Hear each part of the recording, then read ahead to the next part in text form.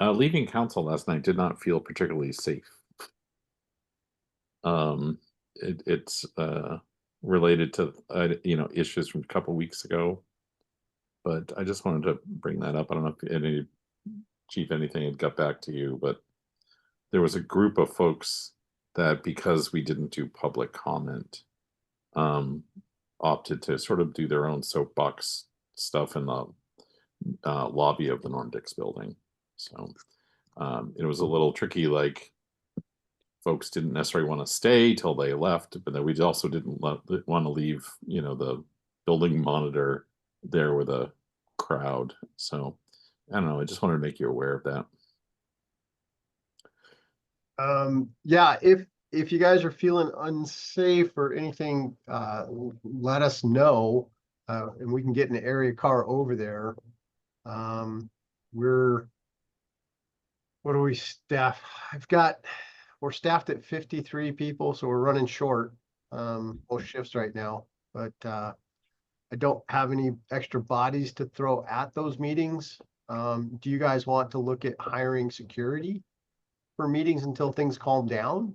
We might. I mean, Michael and I haven't talked about that. I don't think we've talked about it at study session but things are getting heated, and the council has been subjected, and staff, of course, to a lot. It's one reason, quite frankly, my back is out, because I'm personally very stressed when a large man is at the dais and seems to be a bit unhinged and is going after us personally. And then, of course, the hateful speech that we witnessed 2 weeks ago. I just think, Chief Wolf, and Michael, I don't know how we're all personally feeling it, and we might be personally feeling it in different ways. I, for one, have said that I don't believe being elected to office means that I have to be abused. I don't know where that was in whatever I signed. It was not. Other council members don't feel as strongly as I do about that.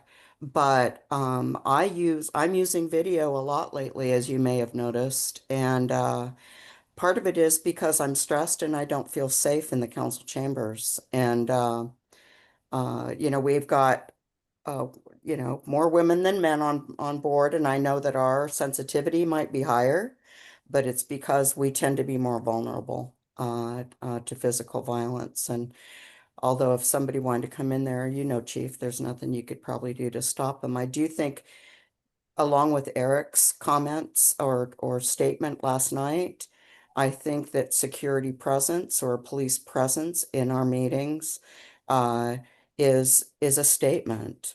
And that's just how I'm feeling about it right now. I'm certainly not speaking for council. Yeah. I don't know whose hands up, Aaron or Ryan's. I was going to Cap Nelton. So. Either one, yeah. So just so you guys are aware, we were aware that there was some concerns yesterday, and we spoke to our overlapping shift supervisors, and they were prepared to show up there at any moment. They were not specifically requested, so I think what we do is we tend to try to give people their space, but we were ready to go. Like the chief, I just want to encourage you, if you're feeling unsafe, within the building or on your exit of that building, call us. When we get a Norm Dix call of a 911 situation like that, that's going to pique some interest in the officers' minds that are working. We'll get there as soon as we can. Okay. That's good. All right. I think it is time to wrap up. So thanks everybody for your time today and for letting me know and helping us kind of guide this committee in the right direction.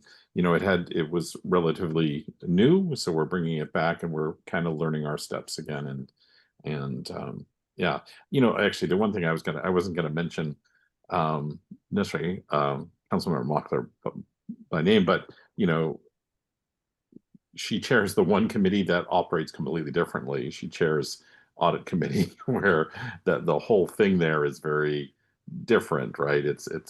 Audit committee is not preparing us for a future presentation. Well, they do in the end, but it is much more of you know, digging into things like that. So it just may be a you know, a frame on how it's looked at.